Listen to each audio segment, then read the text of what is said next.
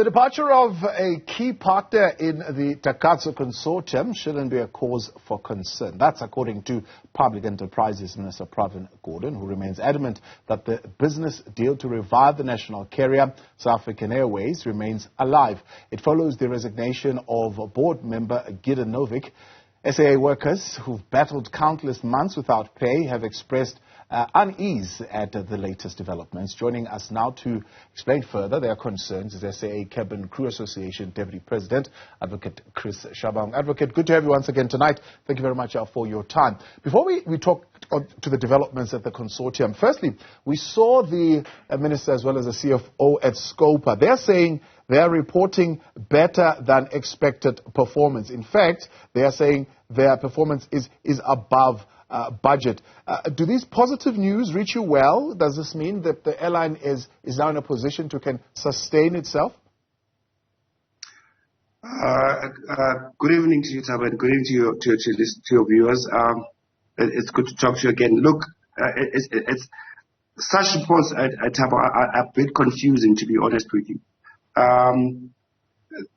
The airline has been looking for a strategic partner, equity partner for quite a long time. And for somebody to come and say now that all of a sudden South African Airways is doing very well, it is quite strange, to be honest with you. To us as SACA and NUMSA, would love for South African Airways to be doing well, of course. I must be honest with you. We'd love for it, but it doesn't make sense until that is backed up by some financials that we can see and everybody that can be open for everybody to scrutinize. So this goes back to what is happening now. I mean, if the DPE was looking for a strategic partner and all of a sudden they can't get the strategic partner, which is Takatso, and then we get this report, it's confusing. It's hard to believe, to be honest with you. Yeah. Does the airline, in your view, I mean, from where you're sitting, still need an external input of finances from a partner? Absolutely, Tama. Look, not only does it need external equity partners, it still also needs proper management or experienced management to be able to run that airline. It definitely needs a strategic partner. We cannot now all of a sudden, as we've been saying over the years, that SAA needs recapitalization. Now that let me just be direct so that now that the minister is in trouble because he has failed to do this properly, all of a sudden South African Airways is doing well. South African Airways is not doing well as far as we're concerned. If South African Airways was doing very well at this moment, we have more than 300 people that have put on TLS that are not even being brought back to the airline, which are supposed to be brought back to the airline. So it's difficult for us to say that, the airline is doing well. Not one person that we know that has been brought back from the airline. It's not. It needs to be recapitalized. It needs proper management that understands the business. Yeah. Now, what the minister has done with the Takatso deal is that he has decided to be secretive about this deal instead of bringing in capital that would have helped the airline and keep the jobs of the workers at SAA, actually even employ more. Now that he has fumbled, I am confused as to how now they're saying that South African Airways is doing well. I'm very skeptical about that. So a quick one then. The news that a director in the private consortium poised to take over South African Airways, that is Takatso, has resigned due to lack of what you're saying is information and communication over the delays. It's taken 18 months, and the minister is saying, well, the deal is now quite insensitive stages and subject to a review by the Competition Commission and therefore cannot divulge too much information. Do you believe that the deal is still going to happen?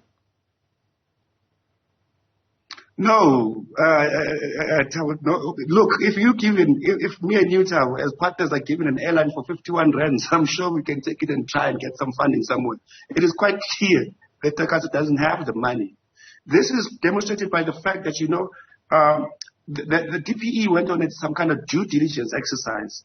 I don't know if you as the media have actually received some kind of reports or feedback as to, what were the findings of that due diligence. We don't know, and I can almost tell you now we're never going to get any report from the DPE. The DPE has to take responsibility and accept the fact that they have failed.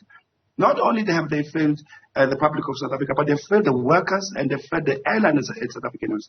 They should have been transparent about this deal and allow a more suitable strategic partner to take over the airline, which is something that they're supposed to be doing even now. So they allow the airline, because I can tell you now, it is beautiful. They're now telling us that the airline is doing well, but I can tell you now in 6 months to 7 months time, please call me on the program, because we're going to be talking about SAA closing down, and we don't want that. What we want, we have people that have been in this deal, Takatso. It's people like Novick. Gidon Novick was there. All of a sudden he's telling us that no, this whole thing is shrouded in some kind of secrecy. But at the end of the day, he was there. When we, SACA and NUMSA, made noise, went to the DBE, came to these programs to come and tell people that we want this to open, he was quiet. He didn't even say anything. So all of a sudden now we have to believe now what he's saying, which is we cannot accept that. People should just be, open. The DPE should be open. The DPE should accept the fact that they have committed, they've gotten away with the most grievous criminal act of the century, in our view, by letting these SOEs go down, not just only South African Airways. Adv Chris Shabangu, I appreciate your time. Thanks so much for coming on. Deputy President of the South African Cabin Crew Association.